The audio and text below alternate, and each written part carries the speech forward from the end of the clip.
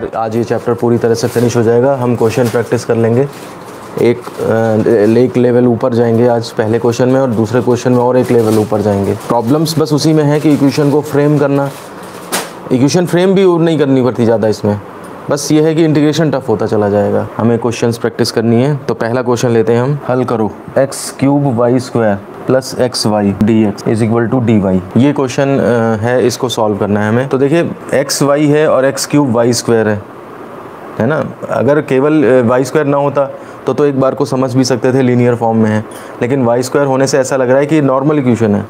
लेकिन आप देखिए इसको हम इस तरीके से सॉल्व करेंगे, रिड्यूसिबल टू लीनियर फॉर्म से। तो यहाँ से अगर आप dy/dx निकालें तो ये इज इक्वल टू हो जाएगा x³ y² प्लस xy। अब देखिए लीनियर फॉर्म पकड़िए, y और ये y, तो हम क्या करेंगे dy/dx माइनस xy कर लेंगे और is equal to x³ y²। और अब हम ये कहेंगे कि y और y ये तो ठीक है, लेकिन ये y² प्रॉब्लम कर रहा है, तो ये हमारा equation reducible to linear form है। कहने का मतलब है लीनियर फॉर्म नहीं आया अभी, लीनियर फॉर्म के लिए तो y² नहीं होना चाहिए था, लेकिन y² है, तो इसका मतलब ये लीनियर फॉर्म में रिड्यूस हो सकती है, क्योंकि उसके अलावा y कहीं नहीं है। ये देखिए फंक्शन ऑफ x है, ये फंक्शन ऑफ x है, बस ये y² प्रॉब्लम कर रहा है। तो हम इसको लिख सकते हैं which is a differential equation reducible to linear form. तो पहले हमने एक केस पता किया कि ये टाइप नंबर 7 का केस है, जो कि रैखिक रूप में परिवर्तनशील अवकल समीकरण है। तो अब परिवर्तन करने का, परिवर्तनशील है तो परिवर्तित करेंगे हम।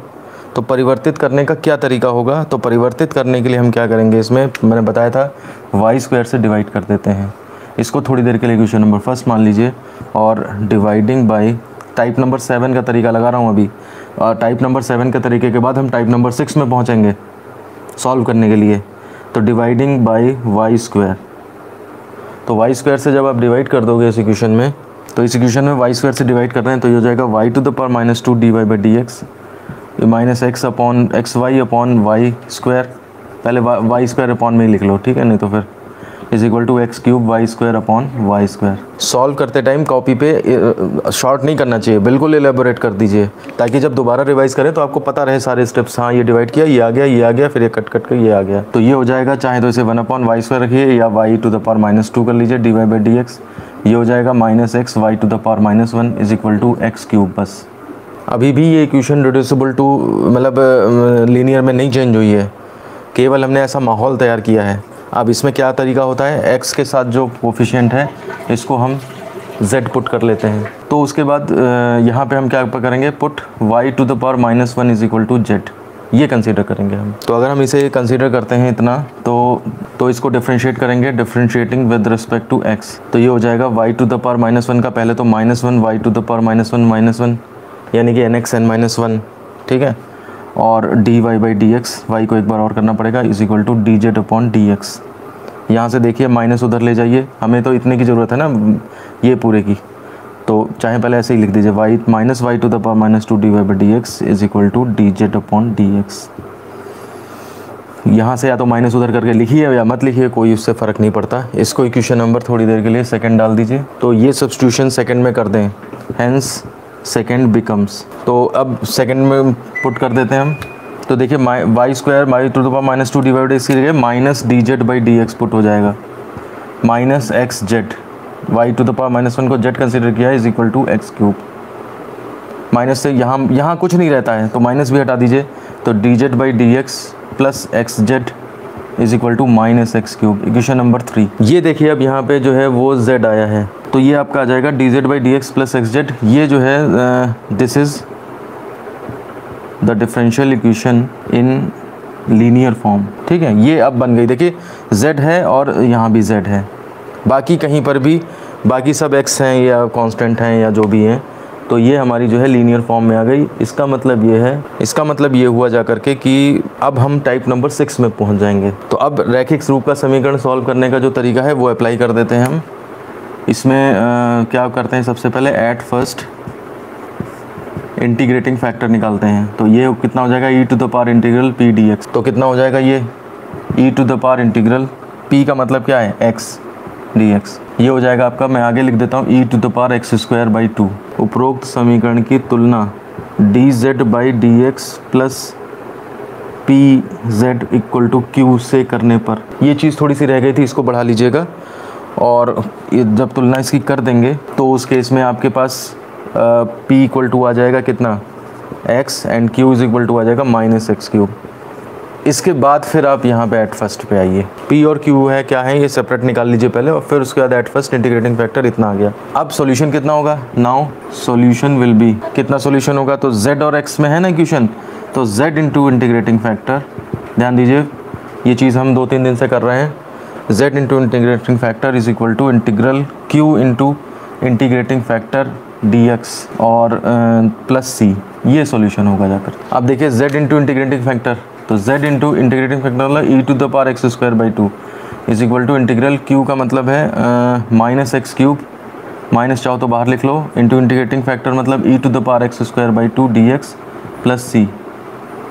अब देखिए ये इंटीग्रेशन भी प्रॉब्लम का क्रिएट कर रहा है, इसको अब अलग दिमाग लगाना पड़ेगा आपको। छोटी क्लास में जो इंटीग्रेशन पढ़ा है उससे आप देखिए इसमें एक्स स्क्वायर बाई टू को अगर हम पुट कर लें, put X square by two is equal to T.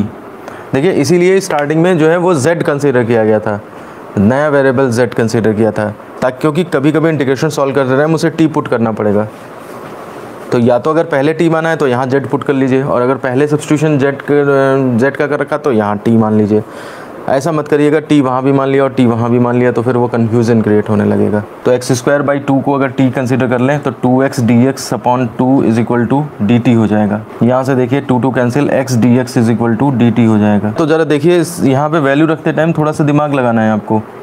क्या दिमाग लगाना है, एक्स क्यूब है और आपने एक्स स्क्वायर बाई टू को t माना है, और x dx आपका यहाँ से भी बनेगा थोड़ा सा, तो इसके टुकड़ा कर लीजिए, x dx तो वो बन जाएगा dt, और बाकी एक्स स्क्वायर की वैल्यू ये पुट हो जाएगी। यहाँ से हम ये भी लिख सकते हैं एक्स स्क्वायर की वैल्यू कितनी है 2t, ठीक है। तो ऊपर वाली इक्वेशन क्या बनेगी, मैं अब ऊपर लिखता हूँ इस चीज़ को।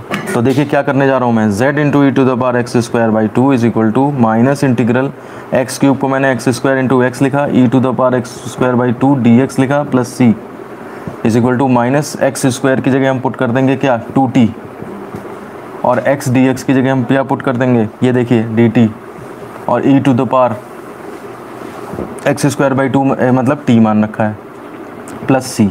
तो ये तुम्हारा हो जाएगा -2 बाहर integral t e to the power t dt plus c। ये आपका first second integration by parts. तो t e to the power t dt और इंटीग्रेशन बाई पार्ट्स है तो -2 और ब्रैकेट बड़ा ब्रैकेट बना लेते हैं। देखिए क्या होता है, फर्स्ट इंटीग्रेशन ऑफ सेकंड लिखूं कि डायरेक्ट कर दूं, first integration of second e to the power t का e to the power t रहेगा, minus great integral differentiation of first यानी कि 1 डिफरेंशिएशन ऑफ फर्स्ट और integration of second e to the power t dt bracket closed plus c।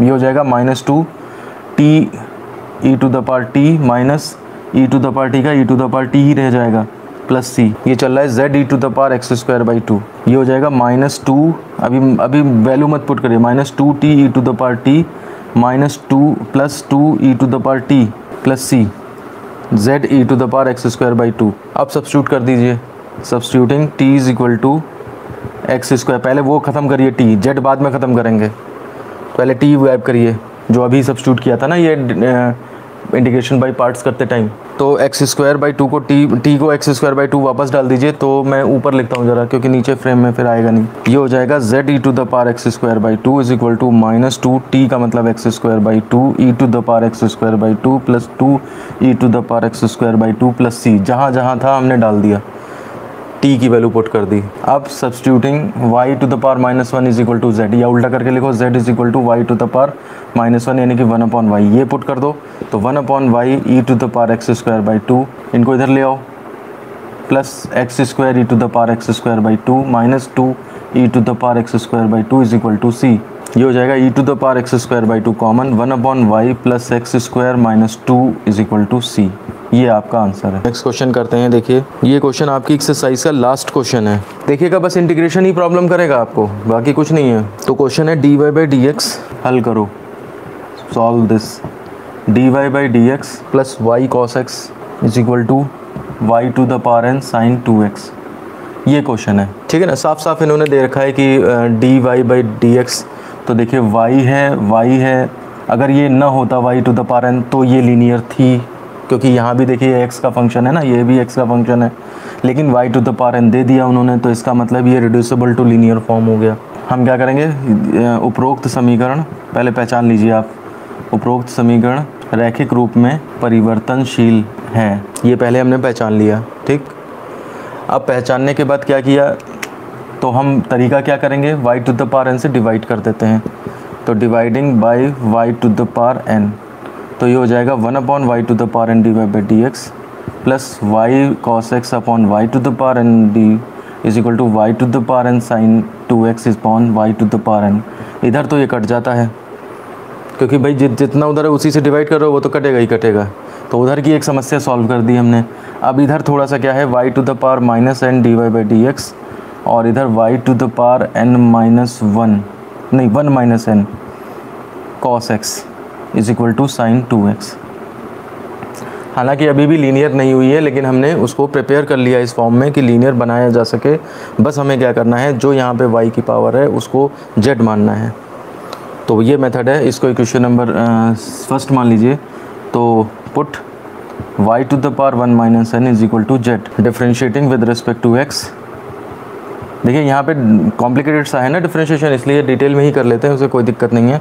Differentiating with respect to x क्या हो जाएगा, तो हमारा y to the power, पहले उसको वही करेंगे 1 minus n y to the power 1 minus n minus 1 n x n minus 1, power बाहर और पावर में एक कम, and d y by D x is equal to d z by D x. अब फ्रेम से बाहर जा रहा है, मैं ऊपर का मिटाता हूँ फिर लिखता हूँ। आप लोग इतना कंप्लीट कर लो पहले, अभी तक कोई दिक्कत नहीं हो रही होगी, क्योंकि जो तरीका है वही कर रहे हैं हम, अभी कोई कॉम्प्लिकेशंस नहीं आई हैं। बस साइन का 2x cos x वगैरह देख के घबरा जाएं तो वो अलग बात है। यहाँ पर आप देखिए 1 minus n y to the power minus n d y by D x is equal to d z upon d x. हमें तो केवल इतना चाहिए ना, तो ये इतना है हमारे पास। तो y to the power n d y by D x equal to 1/1 minus n d z by D x. ये चीज़ हैंस फर्स्ट बिकम्स, जब हमने फर्स्ट में ये सब सब्स्टिट्यूशन किए तो हमारी फर्स्ट क्या होगी, इक्वेशन नंबर फर्स्ट क्या बन जाएगी वो लिखना है। तो कितनी बन जाएगी, देखिए y टू द पावर इतने की जगह हम 1/1 minus n d z by D x substitute करेंगे, ठीक है, plus y to the power 1 minus n की जगह z सब्स्टिट्यूट करेंगे, और is equal to sine 2x। Equation number second आ गई हमारी। सेकेंड अभी मत बनाइए, d z by D x के साथ कुछ रखना नहीं होता है। अभी देखिए जेड लीनियर फॉर्म आ चुकी है, ठीक है ना, लेकिन ये यहाँ पे कुछ नहीं होना चाहिए, तो इसलिए 1 माइनस एन से मल्टीप्लाई कर देंगे नेक्स्ट लाइन में। इसमें ये मल्टीप्लाई करते हैं तो d z by D x plus z 1 minus n into z, या 1 माइनस एन कॉस एक्स एक साथ कर लीजिए, जेड बाद में कर लीजिए, फिर भी नहीं अच्छा लगेगा देखने में, तो जेड इधर ही रखिए। Z cos x is equal to 1 minus n sine 2x। अब ये आपकी इक्वेशन जो है 1 माइनस एन क्या है, कांस्टेंट ही तो है। तो अब ये इक्वेशन हमारी उपरोक्त इक्वेशन रैखिक रूप की है, और ये इक्वेशन नंबर हमारी सेकंड बन गई। तो अब ये टाइप 7 के तरीके अब ख़त्म हुए हैं। अब हम टाइप 6 पे स्विच करेंगे, क्योंकि लीनियर इक्वेशन आ गई। अब टाइप 6 बताता है हमें कि ये इक्वेशन कैसे सॉल्व होगी। तो अब इसको क्या करेंगे, कंपेयरिंग विद, तुलना करने पर। किससे तुलना करने पर, किससे, तो d z by D x is plus P Z equal to q, इससे तुलना करने पर। तो जब आप इसमें से कंपेयर कर दोगे तो कितना आ जाएगा, p इज इक्वल टू आ जाएगा 1 माइनस एन कॉस एक्स, और q इज इक्वल टू आ जाएगा आपके पास कितना, 1 माइनस एन साइन 2x। तो अब क्या करेंगे, सबसे पहले काम होता है हमारा इंटीग्रेटिंग फैक्टर निकालने का। तो ये इंटीग्रेटिंग फैक्टर कैसे निकलेगा, e to the power p d x बताया गया है हमें इसके लिए। इंटीग्रेटिंग फैक्टर तो e to the power integral p का मतलब 1 minus n, e to the power 1 minus n constant बाहर आ जाएगा, इंटीग्रल cos x dx, तो हो जाएगा e to the power 1 minus n. देखिए ध्यान से बिल्कुल अपने पुराने कंसेप्ट लगाते रहिए, गलती नहीं होगी। cos x का इंटीग्रल प्लस साइन x होता है। तो ये हमारा इंटीग्रेटिंग फैक्टर जो बना है e to the power 1 minus n sine x बना है। थोड़ा सा अजीब सा लग रहा है, लेकिन जितना है वही करना पड़ेगा। तो अब जब ये इंटीग्रेटिंग फैक्टर निकल आया है तो हेंस सॉल्यूशन विल बी, अतः समीकरण का हल। इतनी इंग्लिश तो चल जानी चाहिए। तुम लोग, पवन कहाँ थे, पवन कह रहे थे इंग्लिश हिंदी में करो, ये इतनी इंग्लिश चल जानी चाहिए नहीं। अच्छा चलो ठीक है, कोई बात नहीं। तो इसमें हम जो है वो लिख रहे हैं वैल्यू, क्या फार्मूला है पहले, z into integrating factor is equal to integral q into integrating factor dx plus c। Formula तो ज़रा सा है लेकिन ये सॉल्व होते होते दिक्कत हो जाती है। तो ये हो रहा है आपका z इंटू इंटीग्रेटिंग फैक्टर, तो z e to the power 1 minus n sine x और is equal to integral q का मतलब 1 माइनस एन साइन 2x। ये अब हटा देता हूँ, इसको रख दी वैल्यू मैंने, into integrating factor e to the power 1 minus n sine x dx plus c। ये है अब आपके सामने चैलेंज। लेकिन आप ये देखो साइन एक्स को अगर आप t मान लो तो साइन एक्स का कॉस एक्स मौजूद है यहाँ पे साइन 2x के अंदर, और एक बचेगा कॉस साइन एक्स, उसको साइन एक्स को t माना ही होगा आपने। तो इसको थोड़ा सा अब हम इस पे फोकस करते हैं और 1 माइनस एन बाहर रख लेते हैं, इंटीग्रल साइन 2x को 2 और साइन एक्स कॉस एक्स कर लेते हैं, और e to the power 1 minus n sine x कर लेते हैं dx प्लस c। ये हमने प्रिपरेशन करी है, साइन 2x को खोल दिया है साइन एक्स कॉस एक्स और e to the power 1 minus n sine x. इसमें पुट कर दीजिए साइन एक्स को t पुट कर दीजिए, तो cos x d x is equal to d t हो जाएगा।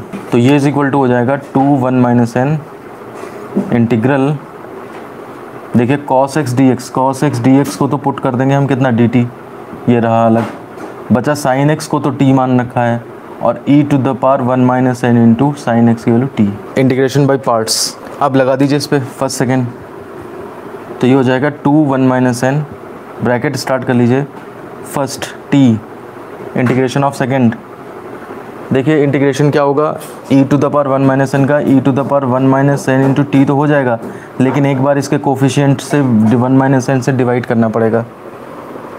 ध्यान दीजिए फर्स्ट इंटीग्रेशन ऑफ सेकंड करा है मैंने, minus great integral differentiation of first, तो ये 1 हो गया। 1 जानबूझ के इसलिए लिख रहा हूँ मैं ताकि बाद में आप ये ना सोचो कि ये इसका डिफरेंशिएशन भी होना था कि नहीं होना था, टी कहाँ गायब हो गया, ठीक है ना। शॉर्ट करिए पर इतना शॉर्ट मत कर दीजिए कि वो उस बाद में समझ में आना बंद हो जाए। और इंटीग्रल ऑफ सेकंड, तो e to the power 1 minus n into t divided by 1 minus n और डी टी और ब्रैकेट क्लोज्ड प्लस सी। यहाँ पे भी मैं प्लस सी लिखना भूल गया था। तो ये मैंने इंटीग्रेशन बाय पार्ट्स चला दिया है, आप कंप्लीट करिए इसे, बताइए मुझे यहाँ तक क्लियर है कि नहीं। ये इज इक्वल टू हो जाएगा 2 1 माइनस एन और ब्रैकेट में t e to the power 1 minus n into t upon 1 minus n minus, अब ये इंटीग्रल और ख़त्म करिए, तो 1 अपॉन ये 1 माइनस एन तो लगा ही रहेगा, और ई टू द पावर का करेंगे तो एक और नीचे आ जाएगा, तो e to the power 1 minus n into t divided by 1 minus n का स्क्वायर प्लस सी। और लेफ्ट में क्या चल रहा था भूल गया मैं, लेफ्ट में चल रहा था z into e to the power, हाँ 1 माइनस एन साइन एक्स, ये था हमारे पास। ठीक, अब देखिए इससे मल्टीप्लाई कर दीजिए हर एक में, ठीक है। तो ये हो जाएगा कितना, 2 एक ये कट गया है ना, इससे ये कट जाएगा, 2 t e to the power 1 minus n into t और minus 2 e to the power 1 minus n into t, और एक 1 माइनस एन कटा तो सिंगल का 1 माइनस एन बचा, प्लस सी मल्टीप्लाई कर दे, और z e to the power 1 minus n sine x है हमारे पास। अब देखिए z कितना माना था हमने, y to the power 1 minus n, तो z is equal to Y to the power 1 minus n put कर दो वापस, और t कितना माना था, t इक्वल टू हाँ साइन एक्स, वापसी में ये सारी वैल्यूज़ रख देंगे अब हम। तो ये हो जाएगा आपका y to the power 1 minus n e to the power 1 minus n sine x is equal to 2t का मतलब sine x e to the power 1 minus n sine x minus 2 e to the power 1 minus n sine x upon 1 minus n plus c. यही आपका answer है भाई। ज़्यादा से ज़्यादा आप और कर सकते हो, जैसे पिछले क्वेश्चन में किया था, सबको इधर ले आओ और कॉमन ले लो ई टू द पावर, ये और हो सकता है। तो देखिए e to the power 1 minus n sine x मैंने कॉमन ले लिया, तो ये y to the power 1 minus n minus 2 sine x और plus 2 sine x upon 1 minus n is equal to c. ये और ये चाहे ये कर दीजिए आंसर, चाहे ये कर दीजिए, जैसी आपकी मर्जी। तो उससे थोड़ा छोटा ये दिख रहा है। जब एक्सप्रेशंस कॉम्प्लिकेटेड होने लगे ना तो फिर ऊपर से उसको डील करना चाहिए। कि ये उधर लाना है, वो उधर ले जाना है, ये, क्योंकि अंदर अगर घुस गए आप तो खो जाओगे फिर उसमें। चलिए, तो इस तरह से ये 2 क्वेश्चन हुए और बाकी क्वेश्चन ट्राई कर लीजिएगा। चलिए, तो ये वीडियो फिर यहीं ख़त्म करते हैं। नेक्स्ट चैप्टर स्टार्ट होगा हायर ऑर्डर की डिफरेंशियल इक्वेशन। वो अच्छा टॉपिक है, वो मतलब जिसको कहते हैं कि अच्छे खुशी खुशी से हो जाएगा। इसमें ज़्यादा रोना धोना था इस चैप्टर में। चलिए ठीक है फिर, ओके।